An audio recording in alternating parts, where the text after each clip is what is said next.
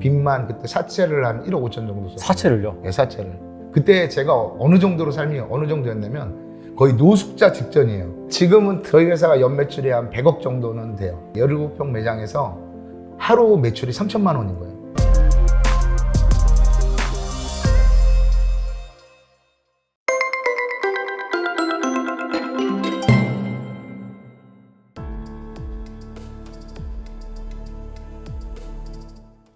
네, 국가대표 과일촌 배성기 대표님 모셨습니다. 안녕하세요. 예, 안녕하세요. 반갑습니다. 네, 반갑습니다. 이게 긍정 에너지가 막 넘치네요. 넘치나요? 네. 그리고 한겨울인데도 불구하고 또 이렇게 반팔이 반팔. 입혀가지고 예. 그 열정이 여기까지 넘칩니다. 전해지고 있습니다. 예. 일단 간단하게 소개 좀 부탁드립니다. 저는 주식회사 국가대표 과일촌이라는 회사의 대표이기도 하고요. 그다음에 트럭 장사 사관학교라는 걸 저는 운영을 해요. 그래서 트럭 장사 하시는 분들한테 네. 뭐 물건도 공급해주면 더 중요한 거 이분들이 돈을 벌 수 있게 해주는 그런 교육을 시켜주는 그런 일을 뭐 대한민국에는 없죠. 트럭 장사를 이렇게 가르쳐주는 일, 그런 곳이. 근데 사실 이 트럭 가지고 비즈니스를 하는 부분이 되게 다양하잖아요. 그렇죠. 엄청 다양한 걸로 알고 있는데 그렇다면은 뭔가 이 트럭을 이용을 해서 뭔가 사업을 함에 있어서 공통적인 거라든지 그렇죠. 그런 게 있나 보네요. 네, 트럭을 가지고 뭐 여러 장사가 있는데 할 수 있는 여러 가지 일들이 있는데 저는 이제 농수산물 판매를 주로 이제 알려주는 거죠. 아무래도 유통 쪽이 좀 많다 예, 보니까. 유통 쪽 그런 일을 하고 있죠. 제가 하던 일이 그거였으니까 그것도 하고 있고 트럭모는 CEO랑 국가대표 트럭 장사꾼이라는 책의 저자이기도 하고. 근데 이게 진짜 이쪽 시장이 엄청나게 크다고 느낀 게 매월 자동차 판매량 이런 게 나오잖아요. 저도 데이터를 맞아요. 보면은 이게 사실 포터라든지 그런 쪽이 항상 거의 제일 많은 거예요. 1위죠. 네, 항상 1위예요. 예, 항상 판매량 1위죠. 매해. 그래서 이제 그만큼 이게 그쪽 서민차라고 할 수 있죠. 맞아요. 비즈니스 하신 분이 많다. 예. 이렇게 이제 보시면 될 것 같습니다. 그리고 이제 전문적으로 이 과일 장사 이렇게 하시는 걸로 알고 있거든요. 근데 제가 보니까 영상에 1시간 만에 과일 200만 원어치를 팔았다. 이렇게 이제 말씀을 하셨는데 그렇다면은 혹시 뭐 현재 한 달 매출이 한 어느 정도인지 궁금하거든요. 뭐 이제 지금은 트럭에서 제가 장사를 직접 하지는 않고 유통을 전문으로 하는데 네. 저희 회사가 연매출이 한 100억 정도는 돼요. 100억 연매출이. 예. 저는 이제 현장에 나가서 하기보다는 이제 장사를 배우러 오시는 분은 장사를 가르쳐 드리고 또 저희가 이제 주로 납품을 많이 나가서 납품하는 곳들이 있어서 뭐 마트 같은 데 납품을 해드리고 또 이제 뭐 저희가 운영하는 매장들이 있어요. 과일 가게가. 직접 가게. 직영을 하시는 거예요? 예. 그 과일 가게 운영하고 있고 그렇게 하고 있습니다. 그래서 연매출이 한 100억 정도 되고 있어요. 그럼 언제부터 시작하신 거예요?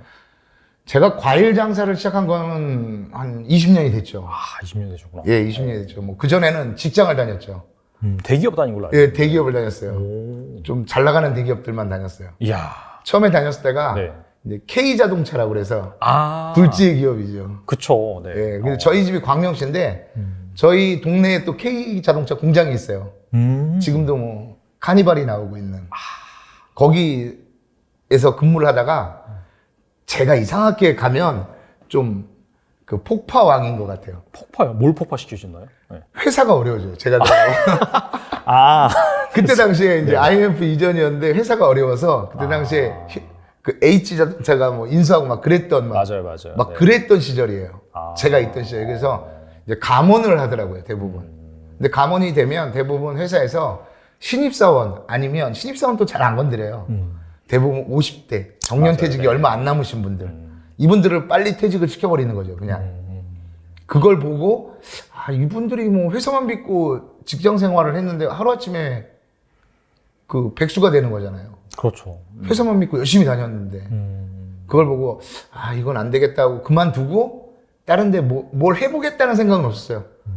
다른 일을 찾아보자 했는데, 또 들어간 데가 집에서 하도 뭐라고 그러니까. 그때 결혼을 했거든요. 근데 또 하필 들어간 데가 운이 정말 좋았어요. A항공사. 항공사? 네. 우리나라에 이제 두 개 항공사가 제일 크죠. 네네네. 네. K하고 A. 근데 저희 여기서 설명 말씀하셔도 돼요. 네. 네. 아시아나에 들어갔어요, 제가. 아시아나항공사에 그때 당시에 네. 3명인가 2명을 뽑는데 지원자가 몇천 명이 몰린 거예요. 근데 거기에 입사를 한 거예요. 어떻게. 뭐, 좋은, 뭐 그런 부서는 아닌데 그냥 카고 근무라고 그래서 비행기 화물을 이렇게 정리해주는 일을 하는. 거기에 운이 정말 좋았죠. 근데 또 제가 들어가고 나서 또 회사가 또 어려진 거야. IMF가 온 거예요, 이제는. 네. 그래가지고 이제 다니던 회사를 또 그만두고, 뭐 회사에 잘린 건 아닌데, 이건 아닌 것 같다. 내가 회사만 믿고 내 모든 인생을 맡기기에는 너무 불안하다, 내가. 나도 무언가 내 일을 할 수 있는 걸 찾아야겠다. 뭐 기술을 배울까, 뭐를 할까 하다가 저한테 또 맞는 게 제 똥손이에요. 뭘 잘 못해요. 이런 걸 만지는 걸 잘 못해요. 그래가지고 장사는 잘할 수 있겠다, 내가. 방송에서 보고 이제 강남에 그 과일 파는 가게를 찾아간 거죠. 그래서 그때부터 2002년도인데 그때부터 과일 장사를 시작한 거죠, 저는. 그러면 그때 이제 과일 장사를 시작하셨는데, 그렇다면 뭐 이렇게 뭐 가게나 뭐 그렇게 거기서 파신 건지 아니면은 뭐 트럭을 이용해서 아니 그때는 직원으로 일했죠. 가게에서 직원으로. 근데 거기가 막 영국에서 유학한 사람이 거기서 과일 가게에서 일하고 있고 17평 매장에서 그때 당시에 2002년도에 17평 매장에서 하루 매출이 3천만 원인 거예요. 와, 그때 당시에 과일 가게가. 야, 그때 당시에 사실 물가도 지금보다 훨씬 쌌을 텐데. 쌌어요. 훨씬 쌌죠. 지금보다는 뭐 반절값도 그 정도라고 볼 수 있죠. 지금의 거의 뭐 한 1억 정도겠네요. 그러면. 그렇죠. 그런 데서 3천만 원을 파는 거예요. 그래가지고 집사람도 그랬거든요. 아니 왜 동네 과일 가게 많은데 제가 집이 광명시라고 했잖아요. 저희 재래시장도 있는데 그런 데서 배우면 되지 뭐하러 강남까지 가서 겉멋 만들어서 왜 강남에서 배우냐. 근데 이 강남이라서 배우러 간 게 아니라 네. 최고의 장사꾼한테 배워야지 나도 그 반절은 따라가겠다 생각하고 간 거죠. 저는 무작정 거기를. 월급 30만 원 받고 그때 당시. 와. 첫 달 30만 원, 두 번째 달 50만 원. 근데 그게 식대 포함이에요? 네. 그렇게 해서 거기서 장사를 배워가지고 한 8년 동안 근무를 했어요, 저는. 8년씩이나? 네, 8년 근무하고, 이제, 그 근무 끝났는데 2010년도에, 이제 8년 동안 장사를 해보고, 뭐, 가게도 여러 개 오픈을, 프랜차이즈였거든요, 그 회사가. 여러 개 해가지고 다 오픈해서 성공적으로 했고, 한 10개 정도를 성공적으로 했고, 그러니까 자신감이 붙은 거죠. 내 가게를 해보자, 내 걸 해보자. 내 장사를 해야지 언제까지 남의 걸 해줄 수는 없지 않냐. 그래서 2010년도에 딱 강남역에다가 근처에다가 제 과일 가게를 열었죠. 근데 제가 파괴왕이라고 그랬잖아요. 뜻하지 않게 막 그런 게 생겨요, 저는. 그래가지고 2011년도에 강남역에 한번 큰 난리가 나는 거죠, 제가. 무슨 일이 있었어요? 올해도 한번 있었죠. 물난리. 네, 제 가게가 거기 있었던 거예요. 정중앙에 그냥 다 잠긴 거죠, 가게가. 야. 그래가지고 뭐 있는 돈 없는 돈 해가지고 다시 복구를 해서 했는데 이번에는 또 그 서울시에서 빗물 처리장 공사를 하는 거예요. 근데 그게 축구장의 한 두세 배 크기래요. 근데 그걸 만들 수 있는 데가 공유지가 그 시의 땅이 나라 땅에서 해야 될 거 아니에요. 사유지에서 못 할 거 아니에요. 그렇죠. 그 넓은 공사를 하는데 네네. 지하에다가 그 공사를 해야 되는데 근데 그게 제 가게 바로 옆에 있었던 거예요. 그래서 거기를 파는데 뭐 2년짜리 공사래요, 그게. 근데 큰 차들이 오가고 그러니까 사람들이 이제 안 오기 시작한 거죠. 그래서 결국은 쫓겨났죠, 거기서. 가게세도 못 내고 그래서. 빚만 그때 사채를 한 1억 5천 정도 썼어요. 사채를요? 네, 사채를. 와, 그럼 월 이자는 얼마 정도 나오신 거예요? 그렇게 되면? 월 이자가 그냥 이자만 한 700에서 800? 근데 강남 와서 제가 강남 올 때마다 느끼는 게 뭐냐면 사채 하시는 분들이 제일 많이 몰려 있는 곳들이 여기 강남이에요. 테헤란로. 여기 엄청나게 사무실 많아요. 제가 여기 사무실 거의 다 다녀봤거든요. 저는 사실 강남 돌아다니면서 한 번도 못 봤거든요. 못 봤죠. 여기 엄청 많아요, 근데.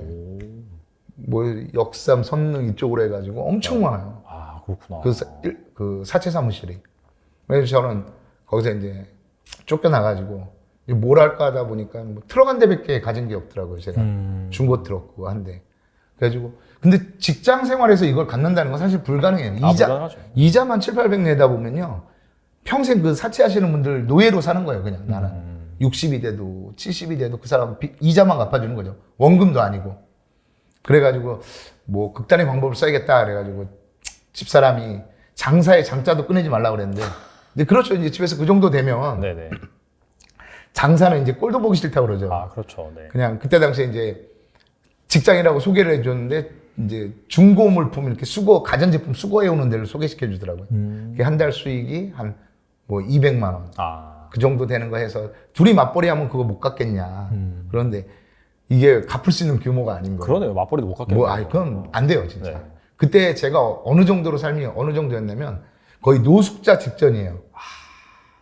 방 한 칸이 옛날 그 단독주택 9억인데 80년도에 지어졌대요.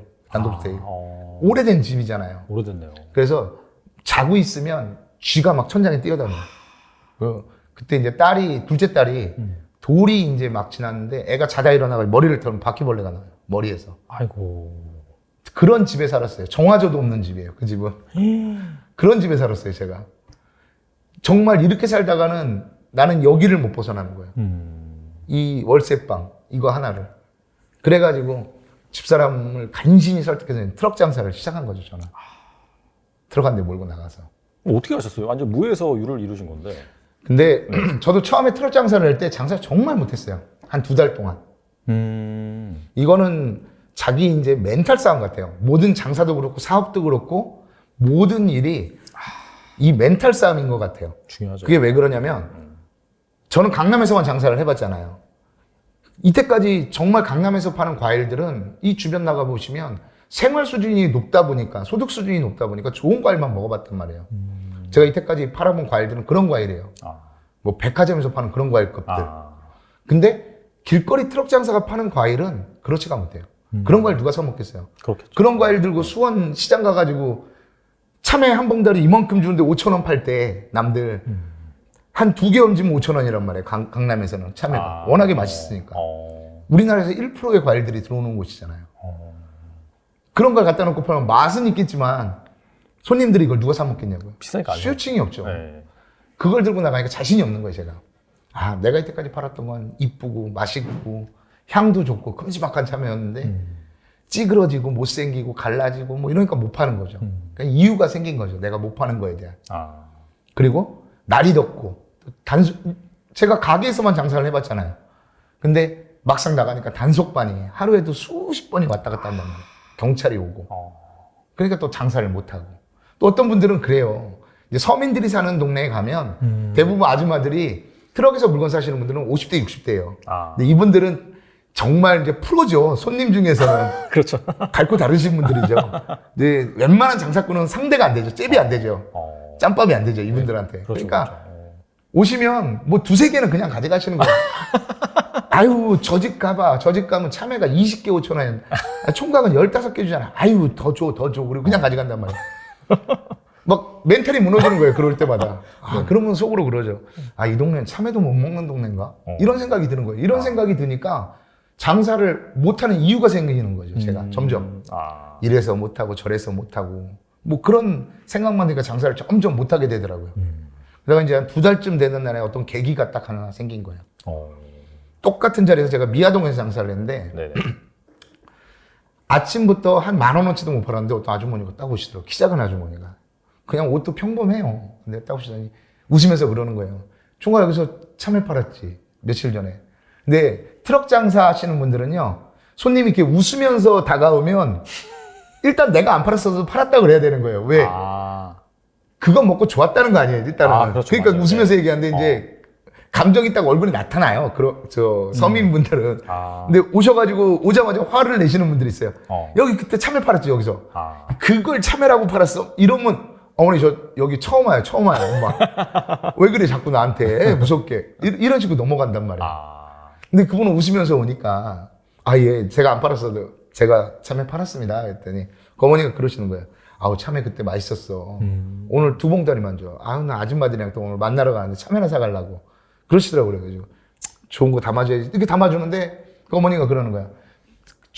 제가 좀 밥도 안 먹고 그래. 한여름이었거든요. 제가 6월 달에 장사를 시작했거든요. 좀 안쓰러워 보였나 봐요. 제가. 그랬더니 밥은 먹었어? 그러더라고요. 근데 뭐 하루에 10만 원도 못 파는데 무슨 밥을 먹어요. 기름값도 없는데. 그래서 아무 말도 안 하고 있으니까 뒤에 김밥집 있으니까 가서 김밥 먹고 와. 내가 장사 잠깐 해줄게. 그러시더라고요. 그래가지고 김밥을 딱 먹는데 똑같은 자리에서 똑같은 물건을 파는데 그 아주머니가 파니까 사람이 줄을 서서 사가는 거예요. 어떻게 그럴 수가 있죠? 같은 자리에서 같은 물건을 파는데. 얼마나 신기해요. 그러면 사람들이 또 무슨 생각을 하냐면요. 야, 저 사람은 운이 있어. 사람 복이 있어. 또 이런 생각을 하죠. 저도 마찬가지였어요, 그때. 그 어머니한테 가서, 어머니는 사람 복이 있으신가 봐요. 대단하세요. 막 어머니 오시니까 장사가 막 줄 서서, 나 오늘 하루 종일 2만 원도 못 팔았는데. 그때 어머니가 저를 보고 웃으면서 그러더라고요. 총각이 왜 장사가 안 되는지 알아? 그러더라고요. 그걸 알면 제가 그렇게 하고 있겠냐고 그랬죠. 그랬더니 그 어머니가 그러시는 거예요. 총각은 웃질 않잖아, 장사하는데. 그리고 왜 이렇게 손님한테 끌려다녀? 그 못 팔아서 그거 안 달라는 사람처럼. 내 물건인데. 그 말만 하고 딱 가시는데, 제가 8년 동안 그 가게에서 장사를 하면서 배웠던 모든 기본적인 게 있을 거 아니에요. 장사의 기본이라는 걸 배웠을 거 아니에요. 네. 그걸 트럭 장사를 하면서 트럭에서 장사를 한다는 이유 하나만 다 잊어버렸던 거예요, 제가. 잊혀져 버린 거죠. 내 스스로가 멘탈이 무너진 거죠. 스스로한테 부정적인 얘기만 하는 거예요. 이래서 안 되고 저래서 안 되고 이유만 되는 거죠, 계속. 안 될 이유만 계속. 안 된 이유만 얘기하는 거죠. 그 말을 딱 듣고 나서부터 생각이 딱 바뀌더라고요. 내가 이때까지 장사했던 걸 이 트럭 장사라고 해서 왜 똑같이 못했냐. 응?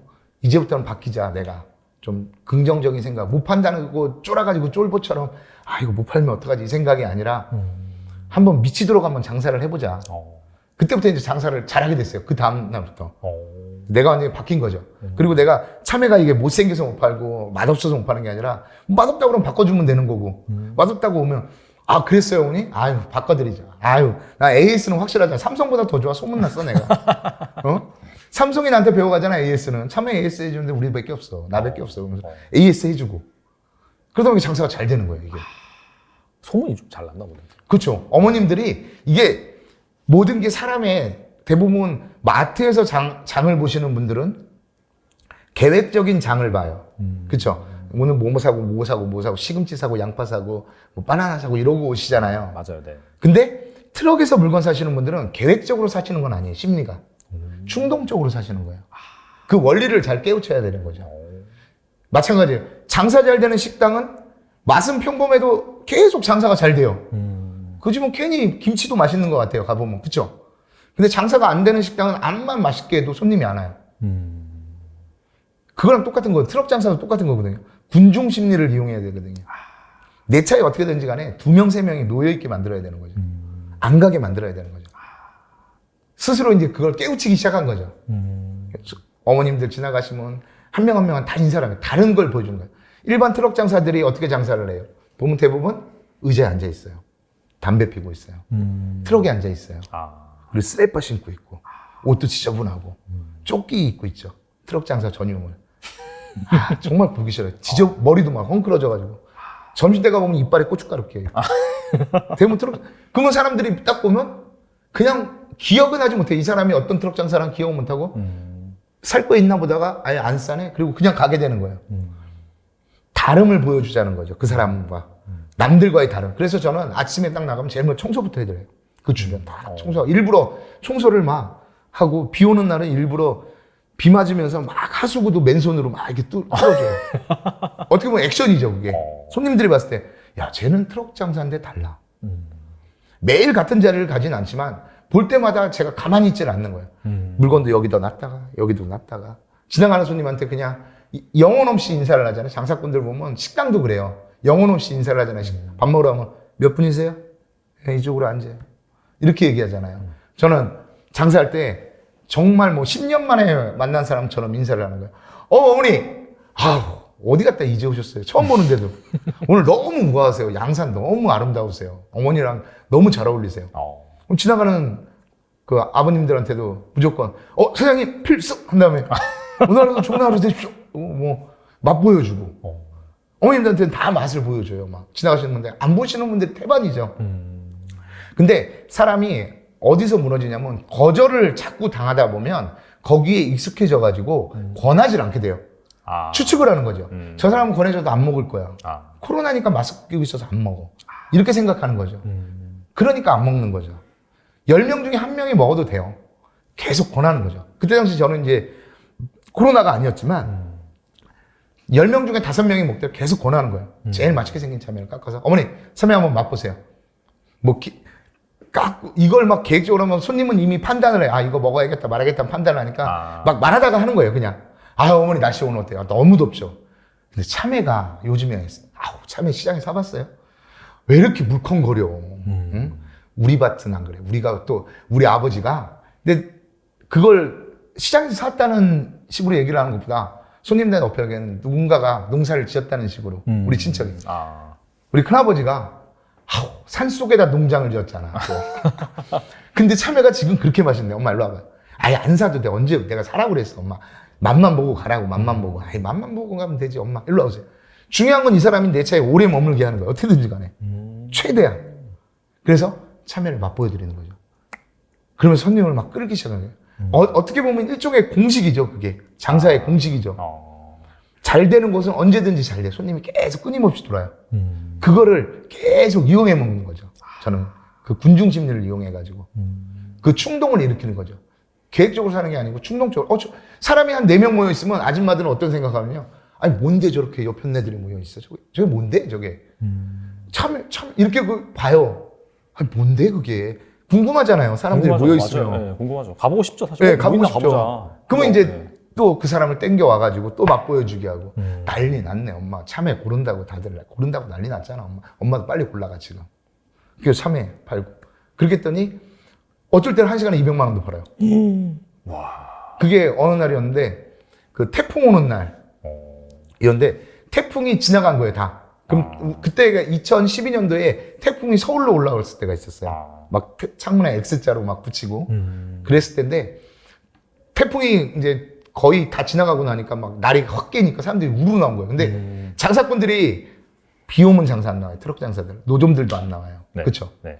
이제 저희 장사하시는 사람들도 제가 멘탈을 자꾸 트레이닝을 시키는 이유가 사람이 부정적인 생각을 하게 되면 결과는 부정적으로 가게 돼 있어요. 언제든지. 된다 해야지 되거든요. 비가 와서 장사가 안 되는 게 아니라 비가 오니까 좋은 점을 생각하는 거죠. 내가 장사하기 좋은 거. 얼마나 좋아요. 노점들 안 나오잖아요. 트럭 장사들 안 나오잖아요. 날이 추우면 또 노점들이 안 나와요. 내 세상이잖아요. 다 내 자리잖아요. 세상이다. 평소 장사가 잘 되는데 못 갔던 자리에 가는 거죠. 이제 신고들이 많아가지고 기존의 노점 사람들이 단속한다고 신고를 못 한단 말이에요. 자기네 텃세 부린다고. 그런 데에 들어가서 장사를 하는 거죠. 노른자 땅에 들어가서. 오히려 더 그렇게 하면 매출이 더 높거든요. 그렇게 했더니 정말 거기는 장사가 잘 되는 자리인데 평소에는 못 들어가요. 노점상들이 길에서 쫙 있기 때문에 못 들어가는데 딱 대놓고 하는데 1시간에 200이 팔리더라고요. 이야, 어마어마하네요. 그렇죠. 참외를 싣고 나가는데 사람들이 막 참외를 사려고 차에 막 기어 올라간다는 표현이 딱 맞아요. 막 1톤 트럭에 막 올라가가지고 참외를 막 고르고 그러는 거예요. 그 정도로 참외가 장사하는. 근데 그것도 일종의 어떻게 원리를 잘 이용해 먹은 거죠. 저도 이용한 거죠. 군중 심리를 최대한 이용한 거죠. 이게 이제 시작은 어차피 이제 그런 트럭이나 거기에서 파는 것 자체는 계획적인 소비가 아니라 충동 소비이기 때문에 예. 그렇기 때문에 군중 심리가 훨씬 더 잘 통하는 거고. 그렇죠. 그렇기 때문에 이렇게 불러가지고 뭐 드시든 안 드시든 사든 말든 일단은 여기 머물게 하면은 그게 이제 사람들이 모여 있네. 그렇죠. 자연스럽게 가게 되고 그렇게 된다면 그 중에서 또 몇 명은 또 살 거고. 그렇죠. 이런 것들이 선순환 구조. 그렇죠. 이렇게 되는 거군요. 그렇죠. 장사라는 게 다 똑같을 거예요. 내 가게에 손님이 한 명도 안 들어오면 계속 안 들어와요. 그 한 명을 어떻게든지 잡고 있어야 돼요. 제가 한 번은 중국집을 이제 하시는 분이 저한테 너무 어려워가지고 오신 거예요. 손님이 없다는 거예요. 짜장면 먹으러 왔는데 너무 맛있어요. 근데 손님이 없는 거예요. 오히려 맛이 더 평범한 짜장면집이 더 잘 된 거예요, 주변에. 사장님한테 그런 거죠. 사장님 물 갖다 줄 때도 그냥 성의 없이 생수 이렇게 딱 주지 말고 보리차를 끓여서 줘라. 그리고 손님이 오면 좀 재밌게 좀 해봐라, 손님한테. 그래서 손님 맞이하는 걸 알려드린 거예요. 식당에 딱 들어가죠. 몇 분이세요? 2분이세요? 저희 로얄석 빼드렸어요. 오실 줄 알고 제가 로얄석 빼서 창가 자리 아무나 보다. 원래는 여기가 더 비싸요. 근데 오늘은 특별하게 똑같이 해드릴게요. 여기 앉으세요. 그리고 딱 앉혔어요. 그때 웃더라고요. 그러면서 천천히 메뉴 보시고 고르시면 돼요. TV 같은 건 절대 틀지 말라고 그랬어요. 매장에. 사람들이. 그렇게 되면 직원들이 연속 드라마 보고 있어요. 보고 있다가 손님이 오면 드라마 보다가 시선은 여기 있고 몸은 여기가 있는 거죠. 다 끄라고 그랬어요. 그런 거. 텔레비 자체를 치워버리라고 그랬어요. 오직 손님한테만 신경 쓰라고. 손님이 마지막 단무지를 딱 먹으면 제일 먼저 가가지고 단무지 더 드릴까요? 먼저 물어보라고.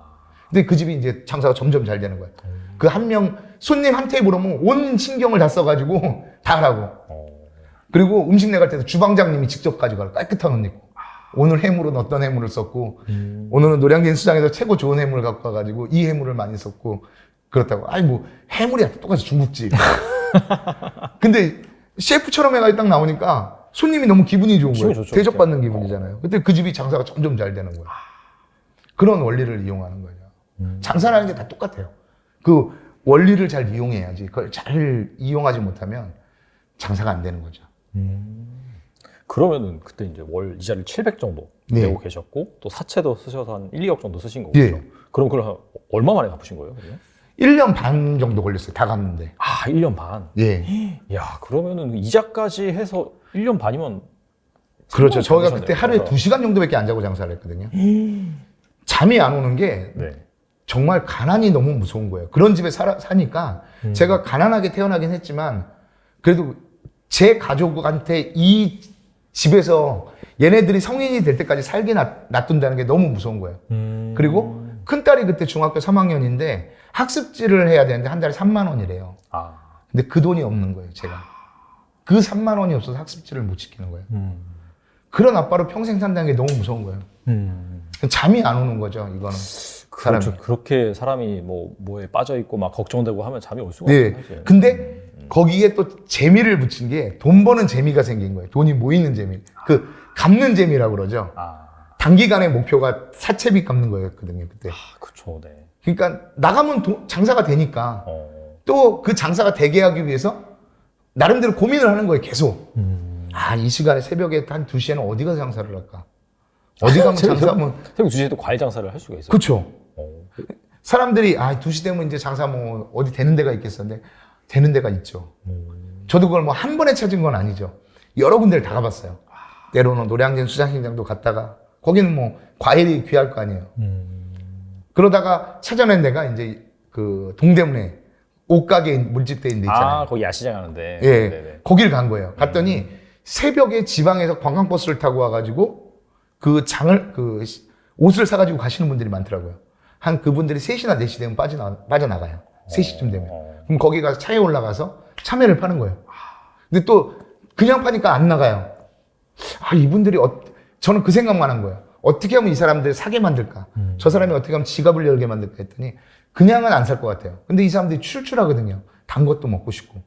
그 주머니 칼이 한 800원 밖에 안 해요. 500원. 인터넷으로 사면요. 조그만 주머니 칼. 그래서 그거를 한 움큼을 산 거예요. 버스마다 2개씩을 주는 거예요. 이걸로 깎아 드시라고. 그래서 버스에서도 팔고. 그리고 옷가게 뭐 두타나 이런데 위층부터 그 캐리어라고 그러잖아요. 여행용. 해외여행 갈 때 갖고 다니는. 네네. 거기다 참외를 다 담고 가는 거예요. 안 그러면 보안요원한테 잡히니까. 아. 그래서 위에서부터 팔고 내려오는 거죠. 돌아다니는 방문 판매를 한 거예요. 아. 때로는 뭐 잡혀가지고 쫓겨날 때도 많았죠. 어쩔 때는 막 블랙리스트에 올라가가지고 나만 보면 보안요원이 쫓아오고 막 그랬죠. 여기서 장사한다고.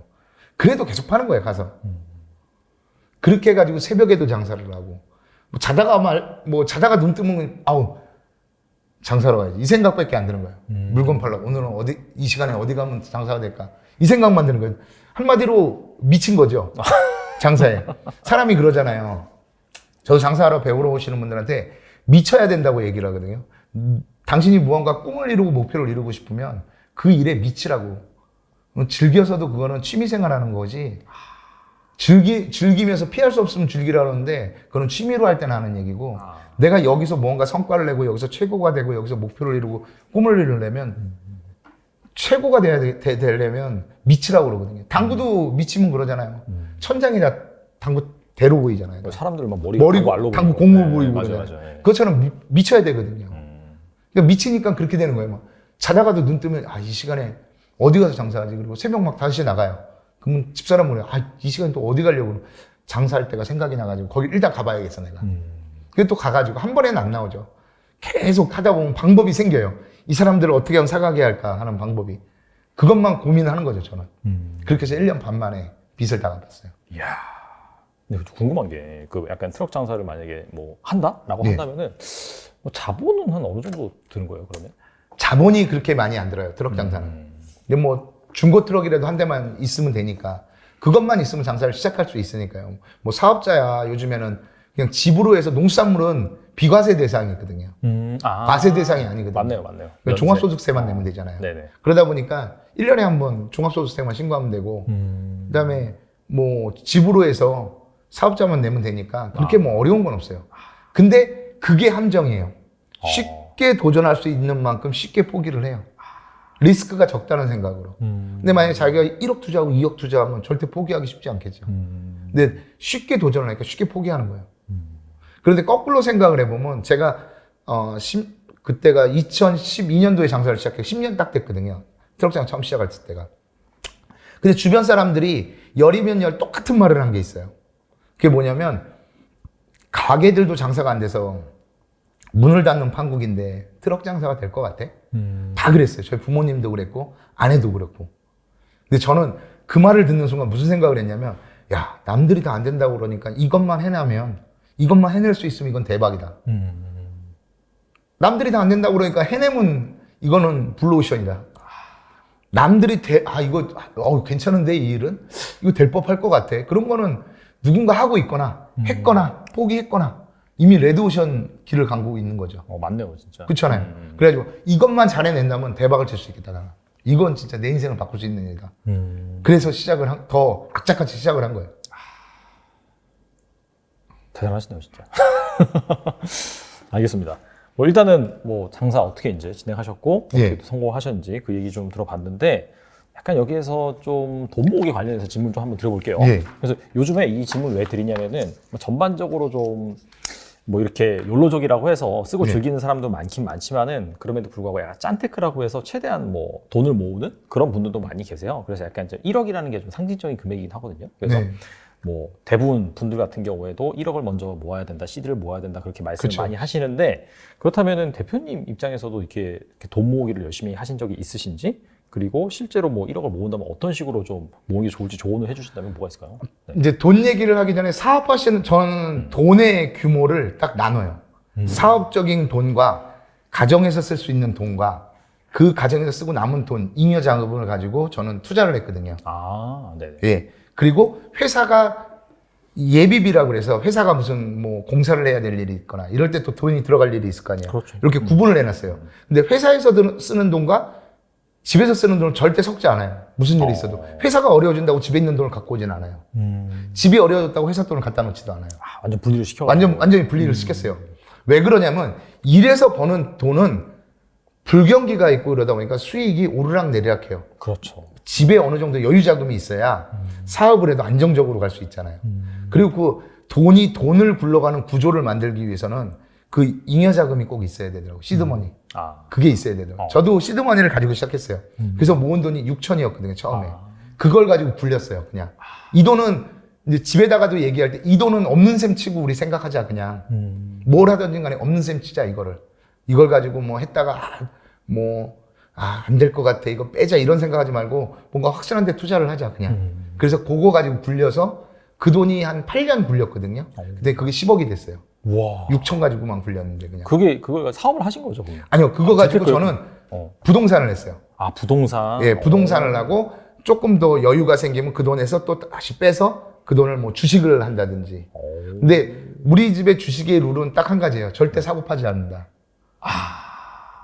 아주 단호하게 결정돼요. 그리고 우리 막내딸한테도 주식에 걔도 모든 그 용돈을 받으면 주식을 사줘요. 같이 주식을 사는 걸 보여줘요. 이 회사에 대해서 얘기를 해줘요.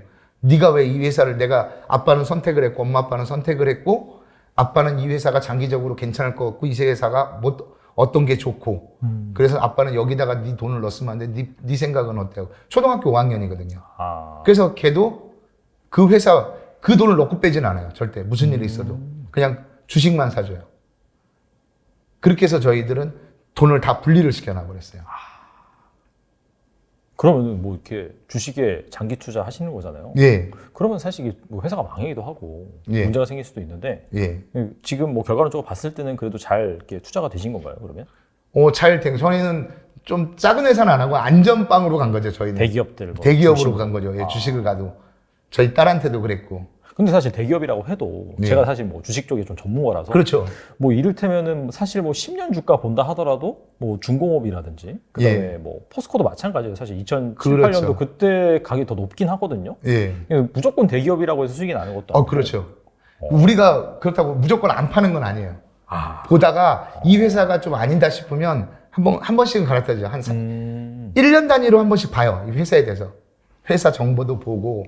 그래서 저희 아내하고 저 같은 경우는 한 2, 3년 주기로 이제 바꿔 탈 때도 있고 그냥 계속 갈지 어떨지를 판단을 하기도 해요. 저희는. 그 대표적인 게 이제 예전에는 네이버랑 카카오에다가 많이 했다가 그거를 이건 아닌 것 같다. 여기는 좀 빼자 그래가지고 좀 하락하기 전에 이제 뺐어요 저희는. 뭐 어떻게 결정하시는 거예요? 그럼? 이제 봤을 때 좀 이 주가가 조금 내려가기 시작했을 때 그리고 카카오에 좀 그 주식을 팔았잖아요. 그러기도 네네. 했을 때 뭐 이건 아닌 것 같다. 이제는 임원들이. 그때 이거는 회사가 아니다. 이런 회사는 더 이상 끌고 가면 안 된다. 근데 굉장히 우리가 낮을 때 샀기 때문에 굉장히 낮을 때 샀기 때문에 팔고 뭐 딴 데로 갈아타고 이렇게 가는 거죠. 근데 좀 단타로는 안 나가요. 우리가 한번 테마주라고 그러죠. 맞아요. 네. 테마주 한번 건드렸다가 잊지도 않아요. 그 테마주가 대북이었어요. 대북 테마주. 대북 테마주를 딱 건드렸는데 2017년도 그때 하셨나요? 예. 그때 막 남북 정상회담 하고 그때 막 미친 듯이 올라갔잖아요. 맞아요. 그때 뭐 10배 오르고 했어요. 네. 그래가지고 막 자고 일어나면 몇 천만 원이 올라가 있는 거예요. 그래서 집사람이 나 천재인가 막 그랬는데 한번 두고 보자 그랬는데 어느 날 갑자기 떨어지기 시작하더니 그냥 그래가지고 한 4천만 원인가 3천만 원 손해 봤을 때 손절하자 이제 우리 이제 손절해야 된다 이거. 어차피 없는 돈 치고 한 거니까 깨끗하게 있자 여기는. 그래가지고 이제 거기서 다 뺀 거죠. 그리고 절대 우리는 테마주 같은 거 하지 말자. 그런 경험도 이제 비싼 수업료 치는 거죠. 그렇죠. 사실 그런 과정이 있어야지. 그럼요. 뭐든지 내가 이 손실을 안 보고 하려고 그러면 안 되죠.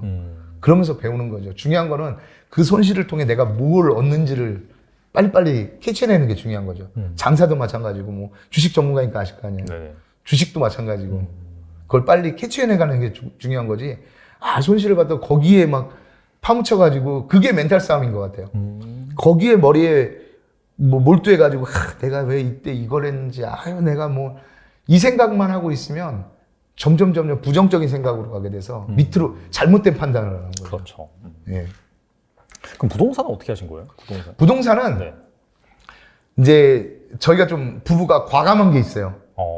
근데 부동산 분들하고 좀 친분을 스트럭 장사할 때 많이 쌓았어요. 근데 부동산 분들도 이제 제가 하도 부지런히 장사를 하니까 이쁘게 봐주신 거예요. 근데 제가 맨날 그러니까 전 돈 있으면 집 한 채 사고 싶어요. 집 한 채 사고 싶어요. 했더니 어느 날 전화가 오신 거예요. 야, 금매가 하나 나왔는데 12년 전에 사신 가격 그대로 집을 내놨어. 네. 빌라인데. 네. 근데 이게 재개발이 될지 안 될지 확실치는 않아. 근데 재개발은 될 것 같아. 근데 이게 금매로 나왔는데 하시겠어요? 하고 물어보더라고요. 사장님이. 그래가지고 당장 한다고 나는. 그래서 집사람하고 딱 30분 있다 전화하겠다고 그랬어요. 그다음에 집사람하고 저녁 때였는데 저녁 먹다가 의논을 하니까 집사람이 당장 하자는 거예요. 집사람도 과감해요. 그런 거 할 때는 뭐 망설이질 않아요. 그래가지고 전화를 했죠. 지금 바로 돈 쏘겠다고. 6천만 원 딱 있는 거 다 쏘겠다고. 그리고 나머지 돈은 대출 받아서 이제 해가지고 그게 근데 몇 년 안 있어가지고 바로 재개발이 진짜 돼버린 거예요. 되고 또 이사 갔는데 또 재개발되고. 그게 운이 좋아. 이제 부동산들하고 친분이 많으니까 그런 얘기를 해주더라고요. 근데 조금 과감하게 했어요 저희는. 그렇다고 뭐 무리하게 한 게 아니라 뭐 망설이지 않았다는 얘기죠. 뭐 할 때 이거에서 내가 손실을 얼마 볼 수 있는데 뭐 앞으로 이런 건 생각 안 했어요. 그냥 과감하게 막 해가지고 그렇게 해서 10억까지 올라간 거죠 이게. 지금 사실 부동산이 안 좋잖아요. 예. 지금은 어떻게 보세요? 지금도 뭐 이렇게 뭐 하고 하시나요? 그러면? 저는 뭐 이렇게 무리하게는 안 하는데 이게 하루아침 사이에 제 개인적인 생각이에요 이거는. 네. 근데 지금은 물론 막 부동산 값이 이렇게 하지만 제일 지금 부동산 하기 좋을 때가 지금이 아닐까. 내년이 더 좋고. 그쵸. 내년. 예, 그때 이제 더 많은 금매들이 나오지 않을까. IMF 그게 다시 돌아오는 게 아닐까 그때가. 그때 이제 부동산으로 돈 버신 분들은 IMF 때 많이 벌었잖아요. 맞아요. 그때 많이 벌었죠. 그때 많이 벌었잖아요. 네. 그때가 내년이 더 기회가 되지 않을까 하는 생각은 해요. 저희도 부부가. 그쵸. 뭐 사실 또 이렇게 많이 하락하거나 이제 막 그런 예. 금매가 나올 때가 사실 저점인 경우가 많으니까. 예, 그렇죠. 뭐 주택 공급이 많이 이루어진다고 해도 그래도 우리나라에서는 아직까지는 그게 불패가 되지 않을까. 그런 생각을 해요.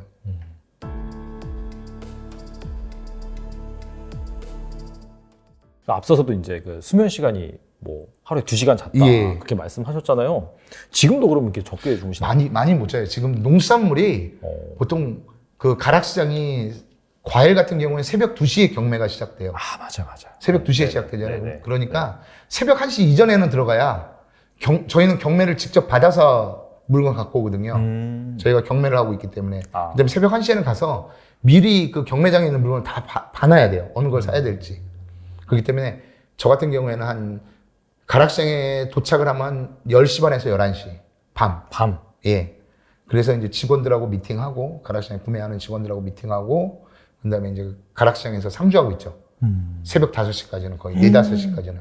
언제 주무세요? 전 낮에 주로 자요. 이 시간이 이제 좀 자는 시간이에요. 이 시간에 좀 자고. 잠을 포기하시고 나오셨네. 예. 이 시간에 좀 자고, 그 다음에 한 6시 되면 집에 들어가서 가족하고 시간이 너무 없으니까. 그렇겠네. 그렇게 하고. 그렇게 보내죠. 그리고 이제 또 아침 시간에, 새벽 시간에 저희가 바쁜 게 뭐 유통하기 때문에 물건도 납품도 해야 되지만 또 제일 중요한 게 이제 트럭 장사를 배우러 오시는 분들한테 계속해서 교육을 해드려야 되거든요. 장사라는 게 뭐 한두 번 이렇게 가르쳐서 되는 게 아니라 제일 중요한 거는 이 트럭 장사는 정말 이 멘탈 싸움이다 보니까 계속해서 이 멘탈 트레이닝을 해줘야 돼요. 옆에서. 저도 이거 누구한테 배운 게 아닌데 내가 여기서 살아남으려니까 스스로 이게 터득하게 되더라고요. 이 멘탈을 트레이닝하는 법을 제가 스스로 터득하게 되더라고요. 살아남기 위해서는. 그래서 이제 그분들한테 그런 걸 계속해서 교육을 시켜주는 거죠. 그러다 보니까 하루가 굉장히 타이트하게 살죠. 거의 뭐 약간 그 헬스 트레이너 PT 하는 그런 그렇죠. 거라고 보시면 되겠네요. 그렇게 해야 돼요. 그분들은 왜 더 트럭 장사 하시는 분들을 더 멘탈 관리를 잘해야 되냐면 한 번 실패를 경험하신 분들은 실패를 굉장히 두려워해요. 그게 복싱하고 비슷하거든요. 링에서 한번 딱 넘어진 사람은 한번 KO를 당하면 그 복싱 경기할 때 잘 보세요. 그 K1 경기할 때나 보면 한번 KO를 당한 사람은 일어나면 되게 맞을 때마다 움찔움찔해요. 막 뒤로 피하는 게 보여요. 무서워진 거거든요. 이제 그런 사람은 절대 경기에서 못 이겨요. 무서워가지고. 장사도 마찬가지예요. 모든 사업도 마찬가지고 이런 트럭 장사 하시겠다 오신 분들은 실패를 한번 크게 경험을 해봐서 오신 분들이거든요. 잘 됐을 때 트럭 장사 하겠다는 오시는 분들은 거의 없어요. 대부분 상황이 굉장히 안 좋아졌을 때 온단 말이에요. 자기가 뭐 빚이 많거나 뭐 하던 사업이 안 됐거나 직장이 뭐 없어졌거나 그런 분들이거든요. 취업이 안 되셔가지고 오시는 분들이다 보니까 굉장히 자존감이랑 자신감이 떨어져가 있어요. 이분들을 트레이닝을 계속 시켜주지 않으면 금방 포기를 해요. 난 역시 안 돼. 난 역시 안 되나 봐. 내 인생은, 이번 생은 어쩔 수 없어. 이렇게 돼버리는 거죠. 그래서 계속해서 긍정적인 마인드를 갖게 해줘야 돼요. 궁금한 게 그 아까 그 가락시장 가서 새벽에 또 이렇게 해서 직접 물건을 고르신다고 하셨잖아요. 예. 예전에도 그렇게 하셨던 거예요, 그러면? 예전에 그 트럭 장사 하실 때? 아니요. 트럭 장사는 물건이 또 좀 다른 게 가락시장에 나오는 그런 도매시장 물건으로는 승산이 없어요. 게임이 안 돼요. 승산이 없다는 게. 산지에서 직접 유통 단계를 다 줄여버려야 되는 거죠. 가락시장 도착을 하는 순간 단계가 다다다닥 붙거든요, 그냥. 뭐, 하다못해 물건을 내릴 때 하차비가 붙고, 상차비가 붙고, 그 다음에 노조비가 붙고, 뭐, 첨가회사 도매비가 붙고, 하여튼 단계가 한 4, 5단계가 붙어버려요. 갑자기. 그냥 물건이.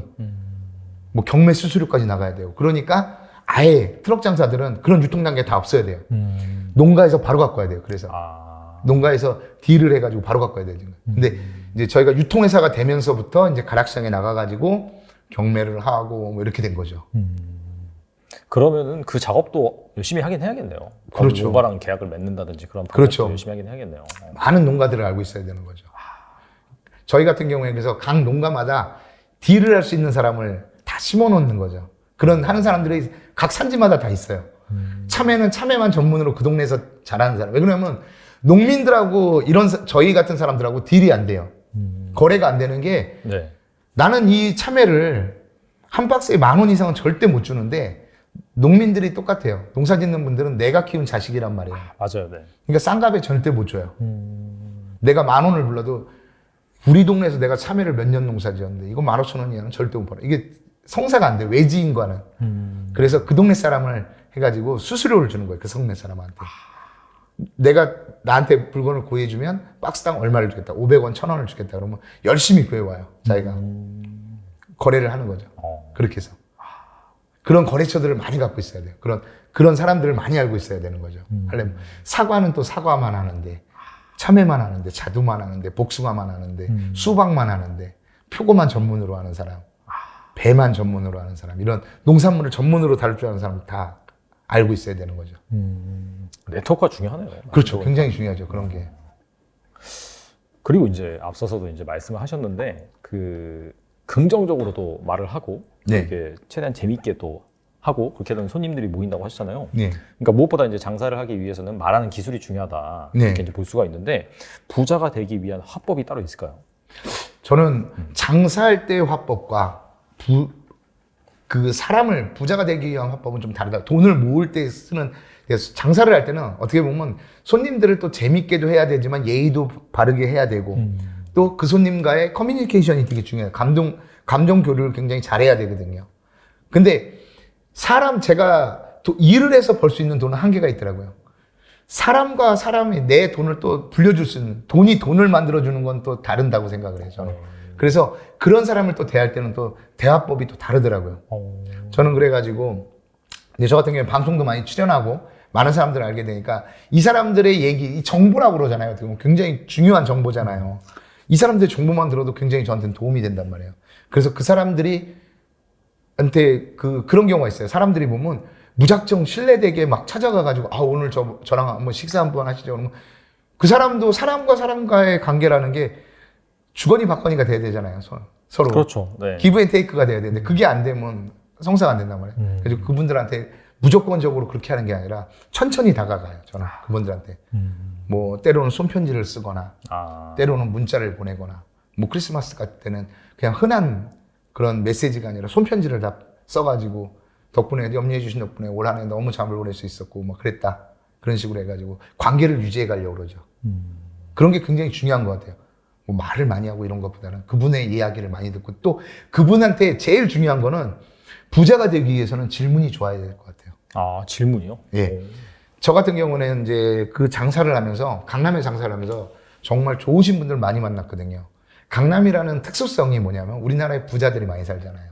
그렇죠. 그래서 그 H그룹의 회장님도 배달을 가고 막 그래요.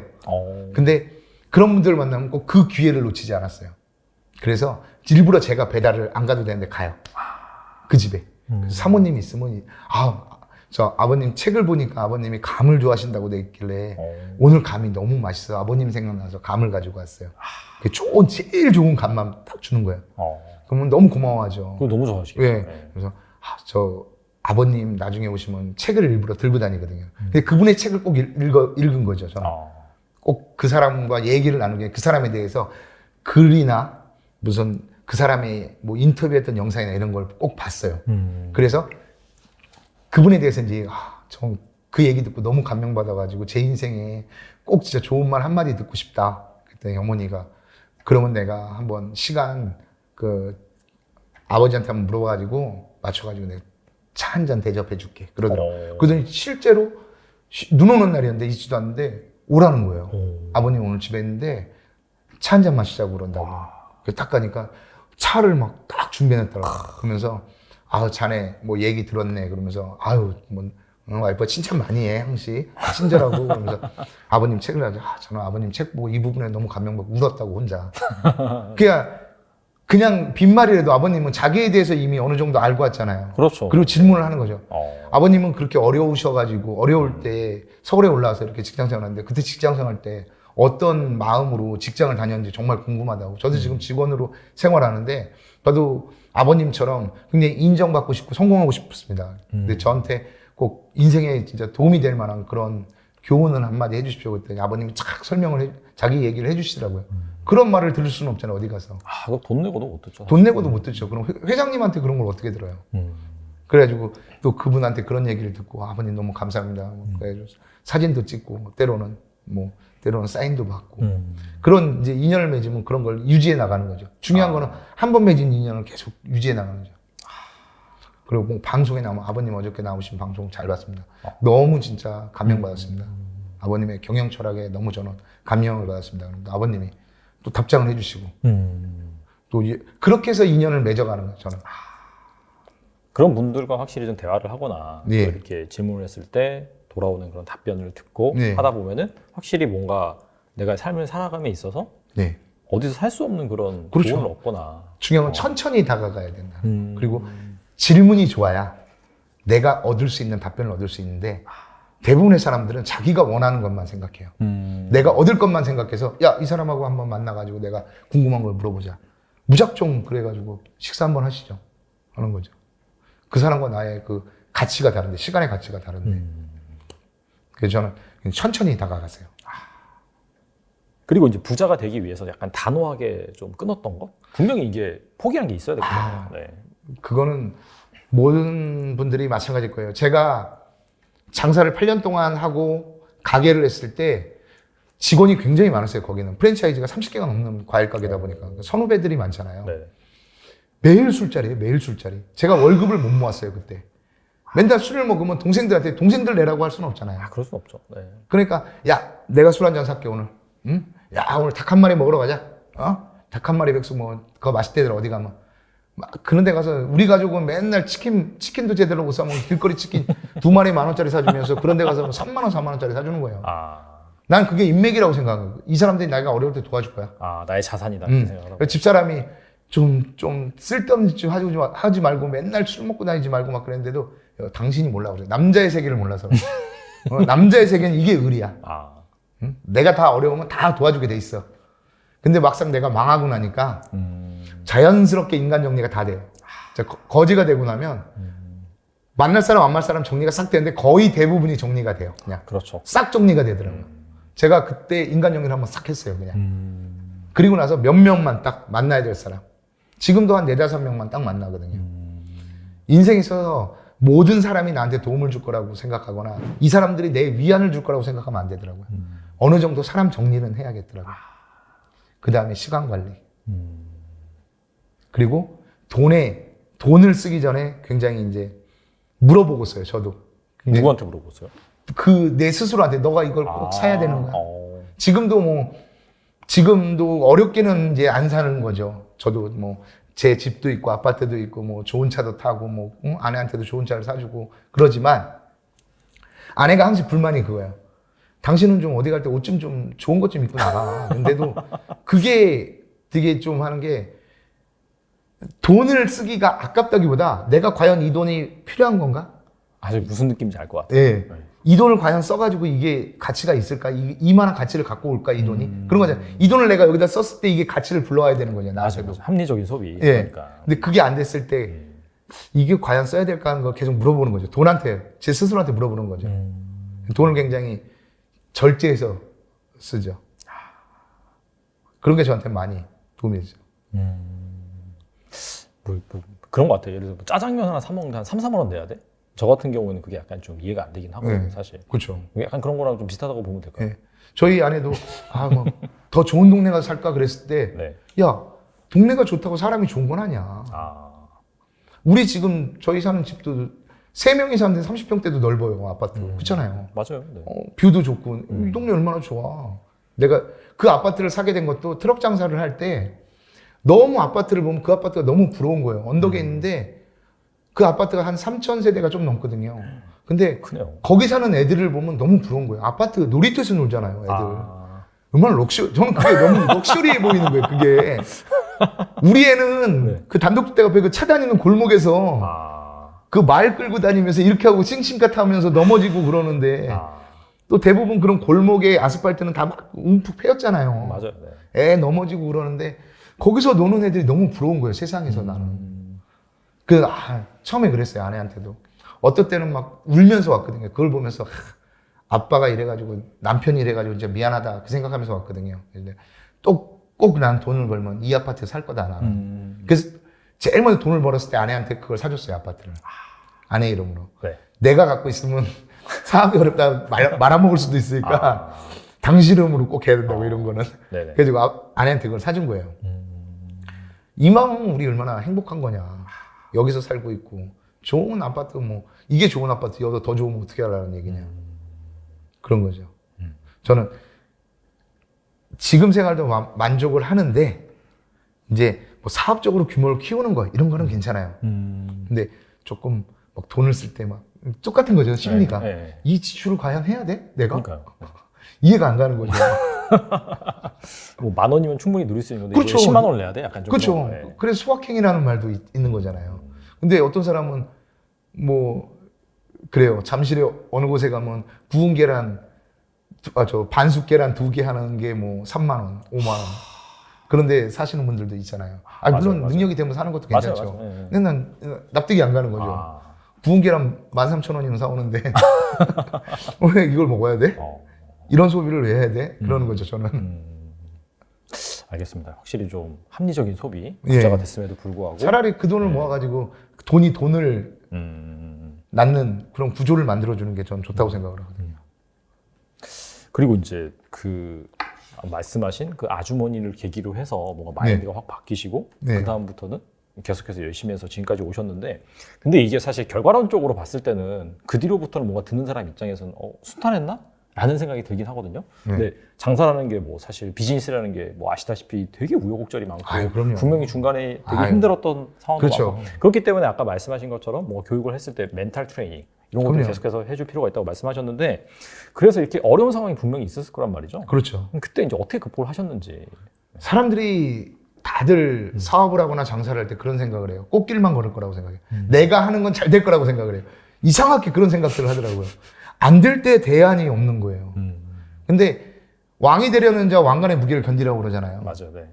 내가 어느 더 규모가 커지고 내 회사의 규모가 커지고 내 자산이 커질수록 그걸 지키기 위해서 내가 버텨야 될 무게는 더 커져요. 계속해서. 그걸 못 버티면 무너지는 거죠. 그냥. 스스로가 그래서 계속해서 마음을 다잡아야 되는 거죠. 그래서 저희도 제 스스로한테도 무슨 일이 안 되면 계속해서 원인을 생각하는 거죠. 고민을 하는 거예요. 어떻게 해서 제가 예전에 어떤 서울대생이 이제 서울대학교를 들어간 얘기를 들었는데 이제 재수를 해서 서울대학교를 간 거예요, 이 친구가. 근데 너무 신기한 거예요. 아시는 분의 아들인데 그 전에는 교대를 썼단 말이에요. 근데 서울대학교를 갔어요. 2개를 틀려서 수능을 봐서. 그래서 그분한테 얘기를 한 거죠. 저보다 선배인데, 형님, 제가 아드님한테 인생에 꼭 물어보고 싶은 말이 한 가지 있다. 그것도 스승이죠, 어떻게 보면. 어떻게 공부를 했는지 그거를 한번 들어보고 싶다. 어떻게 굉장히 재수라는 걸 하게 되면 멘탈이 굉장히 무너질 텐데 어떻게 공부를 했는지 그게 너무 궁금하다, 나는. 그래서 물어보러 갔어요, 실제로. 근데 이 친구가 얘기를 하는데 그러더라고요. 고3 때 되면 시험을 보고 나면 시험이 끝나면 노래방을 가거나 완전히 풀어지는 거죠. 시험 결과가 어땠던 간에. 일단 하루 이틀 정도는 풀어지잖아요. 맞아요. 네. 그게 반복이 돼요. 계속. 근데 재수를 하면서부터 그걸 딱 고쳤대요. 그 버릇 하나를 고쳤대요. 문제가 틀리면 일단 시험이 끝나면 독서실을 갔대요, 혼자. 그래서 내가 틀린 문제를 보고 내가 이때 무슨 생각을 하고 문제를 풀었는지를 고민을 했대요. 틀린 문제를 보면서. 그러면서 계속해서 내가 왜 이렇게 문제를 풀었을까를 고민을 하면서 왜 이런 식으로 안 했고 왜 이 문제가 어떤 걸 물어봤는지를 내가 왜 파악을 못했을까? 라는 걸 고민했다는 거예요. 그 순간 그 얘기를 듣고 저래야 되는구나. 사업도 그렇고 인생이라는 게 그런 것 같아요. 안 될 때가 있겠죠, 물론. 근데 중요한 건 꾸준히 해야 된다는 거예요. 뭘 하든 꾸준히 해야 된다는 거예요. 그러면서 내가 무슨 일이 안 되면 내가 왜 이 일에 무슨 문제점이 있던 건 아닌지, 내가 하루에 어떤 문제점이 있던 건 아닌지, 하다못해 저 같은 경우에는 이제 하루를 시간대별로 정리를 해서 싹 써놓거든요. 어떤 일을 했는지. 그래서 내 시간에 무슨 하루 씀씀이에 문제가 있었던 건 아닌지, 내 계획에 문제가 있었던 건 아닌지, 그런 걸 계속 들여다보는 거죠. 안 될 때도 있죠, 분명 안 될 때도 있지만 그 안 되는 걸 풀어낼 수 있는 해결의 답도, 키도 내가 갖고 있단 말이에요. 그 누가 해결해 줄 수 있는 문제는 아니란 말이에요. 안 그러면 포기해야 되는 거죠, 이거를. 그렇기 때문에 내가 스스로 계속 그걸 고민을 하는 거죠. 그런 시간을 많이 갔어요. 근데 그걸 부정적인 생각으로 하면 안 된다는 거예요. 나니까 안 돼. 난 역시 뭐가 안 돼. 경기가 안 좋으니까. 작년에 사람들이 뭐라고 그랬어요? 작년에 코로나 때문에 죽겠다고 그러고, 코로나 때문에 뭐든 안 된다고 그랬어요. 다. 그랬죠? 맞아요. 네. 그런데 올해 되니까, 올해는 더 죽겠대요, 그냥. 금리 폭탄 떨어지고 막 그러니까. 경기 침체 온다 그러고. 예, 막 부도나는 회사, 오늘도 막, GM대우 납품하는 회사가 부도나고 그랬잖아요. 제1 회사가. 네. 1밴드 회사가. 그 정도로 지금 막 힘들고, 내년 더 힘들어질 거라고 그러잖아요. 맞아요. 네. 근데 제가 파괴왕이라고 그랬잖아요. IMF 때 그 대기업을 다닐 때도 사람들이 모두 했던 말은 똑같아요. 경기가 매해 안 좋대요. 오늘 최선을 안 다하면 내일은 더 나쁜 거예요. 내가 최선을 안 다하면. 그러니까 올해보다 더 좋은 경기는 없어요, 현재. 오늘보다 더 좋은 경기는 없어요, 우리나라에. 전 세계 어딜 가도 없어요. 네. 오늘이 최고 좋은 날이에요. 내가 이 오늘을 어떻게 살았느냐가 중요한 거죠. 이 오늘을 내가 어떻게 보냈느냐에 따라 내일이 바뀌는 거지. 어제는 안 바뀌어요. 내가 어떤 노력을 해도 안 바뀌어요. 바뀔 수가 없어요. 지난 건 지난 거고 중요한 건 내일을 어떻게 할까. 계속 내 문제점은 없었던 걸 고민하는 거죠. 그리고 꾸준히 저는 계속해서 고민을 해요. 저도 저희 회사도 어려울 때는 어렵죠, 막. 이런 거에 경기에 굉장히 민감한 게 농수산물이에요. 아, 그래요? 왜 그러냐면 사람들이 제일 먼저 줄이는 게 먹는 거를 줄여요. 아, 그래요? 예. 경기가 어려워지면 먹는 걸 줄여요. 근데 올해는 코로나 때는 먹는 걸 줄이진 않았어요. 왜 그러냐면 집에서 시켜 먹었거든요. 그거에 대한 대응을 또 고민을 해서 만들었거든요. 저희는. 근데 올해는 아예 돈을 안 써요, 사람들이. 그렇구나. 예. 싼 소비로 가기 시작했단 말이에요, 사람들이. 계속해서 문제점을 어떻게 해결할지 저도 매번 어떻게 소비자가 돈을 꺼내게 만들지를 고민해야 되는 거죠. 안 쓰진 않을 거란 말이에요. 그렇죠. 예, 쓰게 만들어야 되는 게 제가 해야 될 일이죠. 장사꾼이 해야 될 일이죠. 사업가가 해야 될 일이고. 그리고 이제 교육도 열심히 하고 계시잖아요. 예. 분명히 이제 뭐 교육생 전부가 와서 잘 또 수업을 듣고 트레이닝을 받고 나가서 100% 성공하면 좋겠지만은 그렇죠. 꼭 그렇진 않잖아요. 분명히 네. 이제 성공한 사람도 있고 실패한 사람도 있고 예. 그렇다면 이제 보니까 뭐 성공하는 그런 어떻게 본다면은 소수가 될 수 있는 그런 사람들과 실패하는 사람들의 차이점 뭔가요? 제일 큰 차이점이 뭐냐면요. 만약에 저희가 한 30%는 100명을 교육을 시켰다고 그러면 70%는 3개월 안에 그만둬요. 근데 30%는 자기가 이루고자 했던 목표를 딱 이루고 나가요. 저희는 3년까지만 있을 수 있거든요. 저희 회사에. 교육을 받고 할 수 있는 게 3년이에요. 딱 제가 해줄 수 있는 기간이. 왜 그러냐면 3년이 지나면 사람이 매너리즘에 빠져가지고 적응을 해버려요. 그러면 지레짐작을 해버리는 거예요. 자기가. 모든 사람이 마찬가지일 거예요. 오늘 비가 오니까 장사가 안 돼. 이런 날은 나가봤자 매출이 안 좋아. 나갈 필요가 없어. 딱 단정을 지어버리는 거죠. 그래서 3년만 딱 이렇게 해주는데 안 되는 사람과 잘 되는 사람의 특징이 뭐냐면 안 되는 사람은요. 내가 능력이 되면 그때 해보겠다고 그래요. 내가 참외 100박스 파는 방법을 알려주잖아요. 자기가 능력이 되면 참외 100박스를 들고 나가겠다고 그래요. 근데 30%의 사람은 일단 100박스를 들고 나가요. 그런 다음에 그 방법을 스스로 터득하는 거예요. 내가 아무리 좋은 걸 가르쳐 주지만 정말 아인슈타인이 와가지고 상대성 이론을 알려줘도 그거를 내가 적용하지 못하고 내가 써먹지 못하면 아무 짝에도 쓸모없는 거예요. 쓰레기예요, 그거는. 맞아요. 사람들이 근데 대부분 보는 거는 한 번 보고 들은 걸 다 배웠다고 생각해요. 나는 배웠어. 나 봤어. 나 배웠어. 중요한 건 그걸 내 걸로 만들어야죠. 내 걸로 만들기 위해서는 적용을 해봐야 된단 말이에요. 계속해서 내가. 내 생활에 적용해보고 내 장사에 적용을 해봐야 되는데 그걸 안 하는 거예요. 능력이 되면 할게요. 해보고 제가 나중에 할게요. 이런 사람들은 대부분 70%의 그 중간에 포기하는 사람이 되고 말아요. 스스로가 자기의 한계를 이미 지워버린 거죠. 자기가 계속해서 해봐야지 그 방법이 나오는데 도전을 안 하는 거예요. 그리고 굉장히 부정적이에요. 이런 분들은. 70%의 분들은. 근데 30%의 분들은 긍정적이에요. 들었으면 일단 적용해보고 배웠으면 일단 적용해보고 안 되면 될 때까지 해보고 그리고 중요한 건 즉시 행동으로 옮긴다는 거죠. 나중에 하지 뭐. 나중에 하지 뭐. 내가 나중에 하지 뭐. 내일부터 해볼게. 그런 분들은 대부분 안 돼요. 저희 집사람도 제가 저만 보면 막 성격이 급해진다고 그러는데 저는 밥을 먹고 가만 앉아있지 못해요. 밥을 먹으면 집에 일어나가지고 내가 먹은 그릇부터 치워야 돼요. 막 치우기 시작해요. 집사람은 그래요. 나 내일 설거지하지 뭘 그렇게 하냐고 그러는데 놔두면 더 하기 싫어. 그냥 바로바로 해야 돼. 생각나는 건 바로바로 해야 돼. 어떻게 보면 게 성격의 장점이다 단점이 될 수도 있는데 망설이면 안 돼요. 생각나는 거는 바로 해야 돼요. 망설이다 보면 두려움이 생기고 생각만 많아져요. 생각이 많아지면 못해요. 결국은. 전반적으로 준비한 질문은 끝났고 예. 좋은 말씀 너무 많이 해주셨는데 끝으로 약간 영상을 보신 시청자분들에게 한 말씀 해준다면 뭐가 있을까요? 사이다 경제 보시는 분들 보면 저도 여기 채널을 몇 번 봤거든요. 근데 주식 얘기가 많잖아요. 그렇죠. 예. 부동산, 재테크. 네. 왕이 되려는 자 왕관의 무게를 견디라고 그랬잖아요. 안 좋다고 뭐 다 망하는 건 아니잖아요. 그렇죠? 그 왕관의 무게를 이길 수 있으신 분들이 꼭 주식으로도 대박 날 수 있을 거라고 저는 생각을 합니다. 이게 투자와 사실 사업이 하나죠, 어떻게 보면은. 그렇죠. 하나긴 하고, 그리고 이제 방금 말씀드린 생각이 난 게, 부자가 되는 그런 경로 같은 경우에도 뭔가 엄청난 그런 리스크가 발생을 했을 때, 그렇죠. 뭐 IMF라고 말씀하셨는데, 그럴 때 이제 과감하게 뭐 들어가신 분들이라든지 아니면 신사업이 뭔가 탄생을 해서, 그때도 이제, 이건 사기다. 네. 이거는 뭐 못 쓰는 거다. 이렇게 주변에서 말을 하지만은, 정작 어느 정도 리스크를 감내를 하고, 약간 체험적으로 뛰어드신 분들이 결국엔 나중에 부자가 된 분들이 많거든요. 맞아요. 근데 대부분 보면 실패하신 분들이 네. 남 탓을 그렇게 해요. 난 이거 장사 안 하려고 그랬는데 트럭 장사 하라고 꼬드겨가지고 해가지고 아유 이런 데서 배웠으니까 이런 분들은 절대 돈이 굴러올 수 없는 구조인 것 같아요. 이런 분들은 어차피 결정은 자기가 한 거고 자기가 한 거잖아요. 자기가 선택한 거잖아요. 그 결과에 대한 몫도 자기 몫이죠. 잘 되면 좋은 거고 안 돼도 내가 여기서 무엇이 잘못된지를 알아야 되는데 대부분 사람들은 그런 걸 판단 안 하고 대부분 분들이 이제 실패하신 분들 대부분 보면 남 탓하고 변명하고 이유되고 그런 말 있잖아요. 간절하면 방법이 생기고 예? 덜 간절하면 이유와 변명이 생긴다고 그런 것 같더라고요.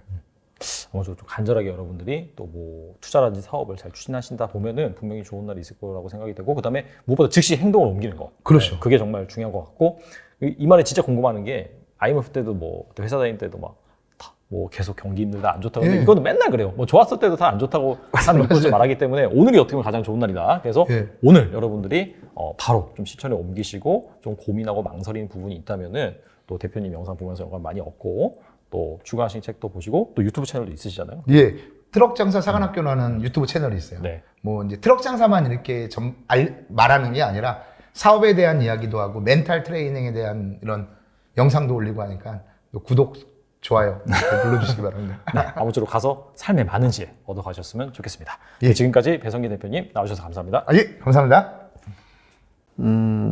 제 옆에 있으면 부자가 되긴 하는데 저한테는 굉장히 많은 분들이 찾아오는데요. 이제 막 사회생활 시작하신 그런 분들도 찾아오고 또 상당한 자산을 일구신 그런 분들도 찾아옵니다.